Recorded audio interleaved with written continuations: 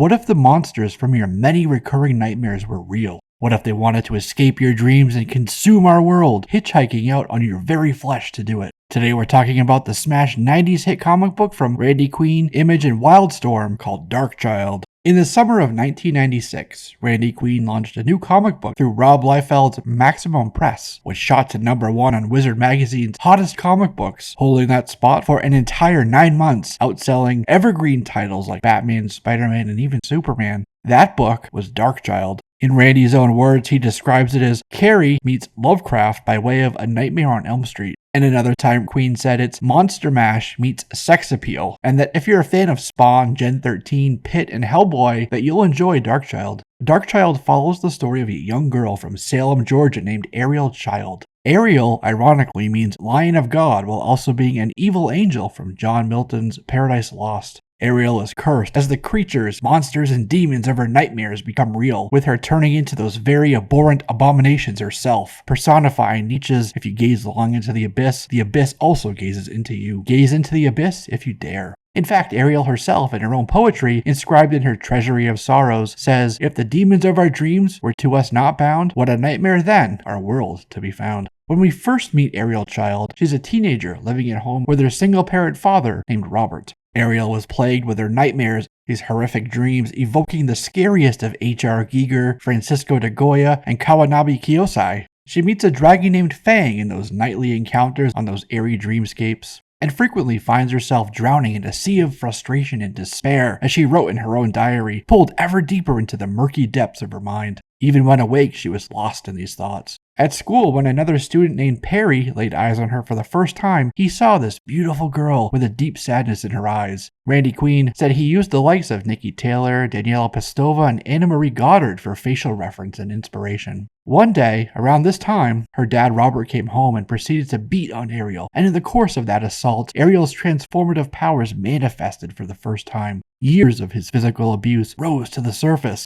Her nightmarish dreamscapes became the portal for Hell's distant cousin, a place called the Nightmare Realm, where all these demonic entities called home. And when her rage exploded as intensely as the seams on her clothes, as violent as Carrie's rage, she was lit in fire, her clawed arm now enshrouded in an unholy carapace. Then, Ariel became the demon Penance, and as penance she burnt her father to ash and cinder, and didn't let up until their house and much of Salem burned to the ground. This was her cleansing of her past, her sorrow washed away with fire and frenzy. She hoped. In Darkchylde issue 0, Ariel tells us that even when she was 12, her fears were deeper and darker than normal. This stemmed from a very real, legitimate fear of being alone. But more than that, of going through life an outcast, with nary a love to share her time on Earth with. When Ariel was just a few years old, her mother was very sick and bedridden at a hospital where she was drugged and numb on painkillers. But there, in her mom's embrace, was the one place where Ariel found solace, where she felt safe and at peace. It was her mom, though, who'd made a deal with the devil, to always be able to watch over her daughter even after she passed into the afterlife. But this blessing became Ariel's curse.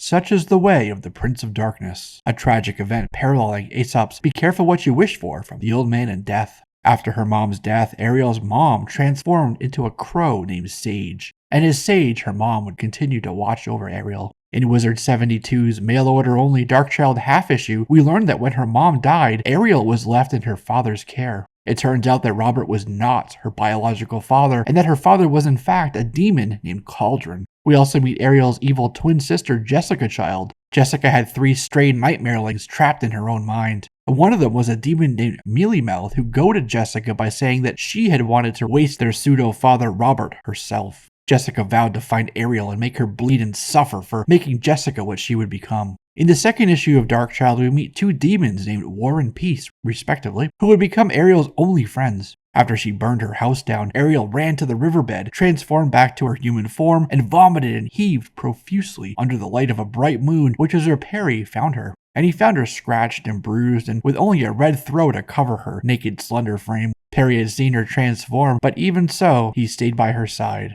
Perry took Ariel back to his house where she could shower and rest. Perry's father, Jack Darkchylde, it turns out, worked for an organization called Century Paranormal Research and Development, and so Perry ended up calling his father, who'd already been investigating the fire at the Chylde residence, to come home. Meanwhile, when Ariel's powers manifested that first time, it further created a divide between factions in the nightmare realm, with the likes of peace, war, flatulence, and other demons vying for power. Cauldron was a true mastermind, and he was controlling Penance with a mystical artifact called the Ring of Solomon. Penance, if you remember, is who Ariel channeled when she killed her father. Cauldron was attempting to goad Darkchylde into using her powers so he could then control all the demons on Earth, amassing his own unholy army. A downside to Ariel's powers is that once she's summoned a demon and opened that portal, that even after they're sent back to the Nightmare Realm, they now have a connection to Earth, and sometimes they come back. So all their paths collided at the Darkchylde house that same night. In response, Ariel transformed to a monster named Hairball, to the dismay of Flatulence, who wanted himself to be summoned instead of Hairball. Perry's father called for an armed battalion to be deployed from Sentry at the same time that Ariel told him she was the World Weaver,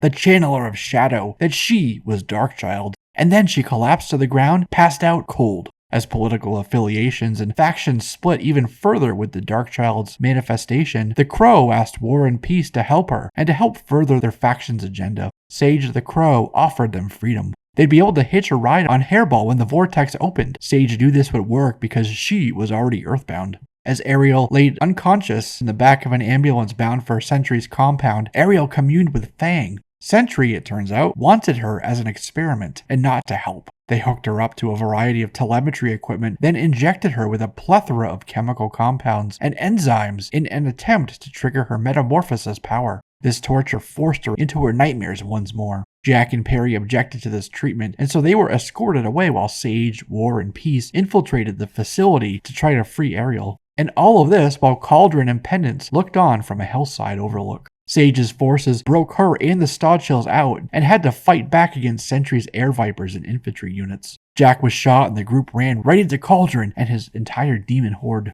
Then, surrounded and trapped, Ariel transformed into that demonic dragon she's known for a long time, the dragon Fang. Fang allowed himself to be used because he had a vendetta against Cauldron, and this was his path to revenge. Penance knocked the Ring of Solomon off of Cauldron's neck before he could control Fang and held him immobile. Fang then cooked Cauldron and Penance with dragon fire until they were nothing but a smoldering pile of bone and marrow. Fang then raised Cauldron's monster horde to the ground in a superheated baptism of fire. Sage, Ariel's mom, had to appear to get Ariel to relinquish Fang and regain control before Fang fully took control and destroyed her. Larry gave Ariel his varsity jacket and told her to leave, to run away and hide because she'd be blamed and killed for the death and the mayhem. They loved each other, but alas, it couldn't be. A tragic tale as old as time. Ariel did leave and found refuge with War and Peace in an abandoned house. She was now wanted by the police, though they did believe she had perished in the carnage at Sentry. This is where, upon a midnight dreary, she pondered her original fear of being alone, and she tells us this with the rhythmic pattering of rain gently rapping at the window pane nearby.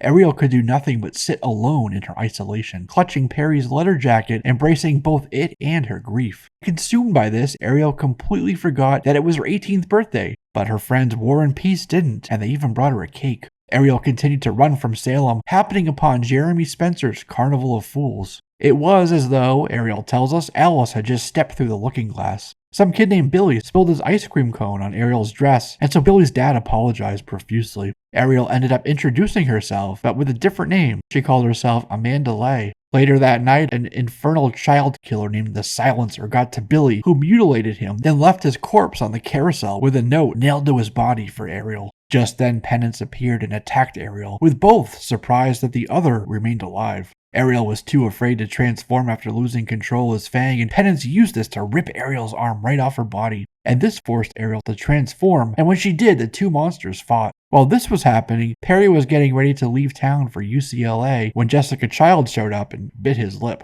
Jessica was still hunting for Ariel. Lucky for Ariel, War and Peace showed up to help her fight with Penance. She was weak and still in shock from losing her human arm. After the fight, Ariel was afraid to go back to her human form because of her missing arm, but if she stayed in the monster form too long, like Sage told her, she would lose herself and be consumed by the evil monster. She ended up transferring back, and when she did, her human arm regenerated. They then met this kid named Jeremy Spencer who ran the carnival along with his cohorts like Love Sorrow. Ariel ended up joining Jeremy's traveling circus, finding comfort among other outcasts while hoping to find answers along the way. And then mysteriously, Billy's body went missing, a mystery left to be solved as this miniseries drew to a close. In Darkchylde Redemption, Ariel was with the Carnival still, months later, figuratively holding her breath, waiting for the other shoe to drop, waiting for the silencer to appear. Love Sorrow basically told her it can't rain all the time. Ariel treated a girl named Bethany nice at the carnival, so Ariel was suddenly afraid that Bethany would befall the same fate as Billy, that her being nice to certain kids would be the attractor for Silencer to rear his ugly head once more. Ariel posted up outside Bethany's home to monitor and protect her, which was when another of Ariel's fears became reality and Silencer showed up once more. Ariel morphed her hands to green clawed appendages and ripped Silencer apart.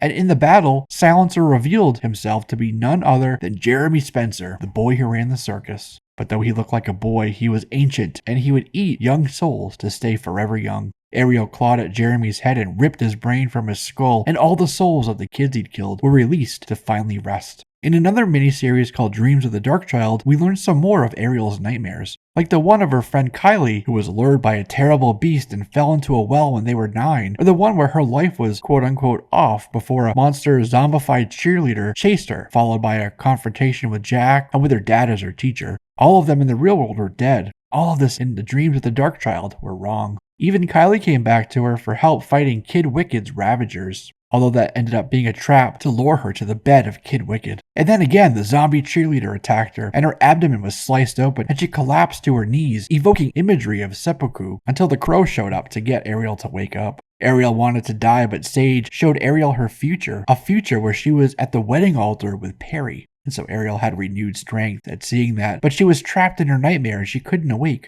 And in her dream, a charged up Kylie attacked again. So Ariel and another monster named Big Jake fought back together, and eventually they did convince Kylie that she was dead and to let Ariel go to let her wake up. In 2005, a comic publisher named Dark Horse published a manga version of Darkchylde. In this continuity, Ariel was now a young child and back in Salem, and it was then that the sinister Sisters of the Shadow came to see her. Darkchylde also had a few crossovers like with Witchblade, The Darkness, and even Painkiller Jane. In Darkchylde Darkness Kingdom of Pain, we also meet Miss Happy, a little girl trapped in a nightmare. It was Miss Happy who had killed creatures in her dreams, and she wears the corpses in a patchwork disguise to protect herself, and Miss Happy ended up being one of Darkchylde's very few friends. And there was almost a Darkchylde Gen 13 crossover. In 2015, author Randy Queen took Darkchylde to the young adult novel realm with Darkchylde the Ariel Chylde saga. In that story, Ariel's powers manifested when she turned 18 and ended up fighting all the monsters living in the waking world and trying to protect the town of Salem from unspeakable evil. This was a reimagining of Darkchylde's origins. In 2010, Randy Queen had reached out to Weta Digital, famous for things like Lord of the Rings and Alita Battle Angel, for a motion picture project, and it moved forward enough where they put out test footage. Shortly after this, famed horror director John Carpenter of Escape from New York, The Thing, Big Trouble in Little China, and Halloween fame announced he was on board to direct a feature film adaptation of Darkchylde, even releasing a movie poster at the time. And years later, Weta was still working on creature designs while actors like Liz Olsen, Elle Fanning, and Chloe Grace Moretz were on the shortlist to play Ariel Chylde. But nothing has come of it since, which means that's a wrap on this one, my friends. I'm Jesse, this is JLS Comics, and I'll see you soon.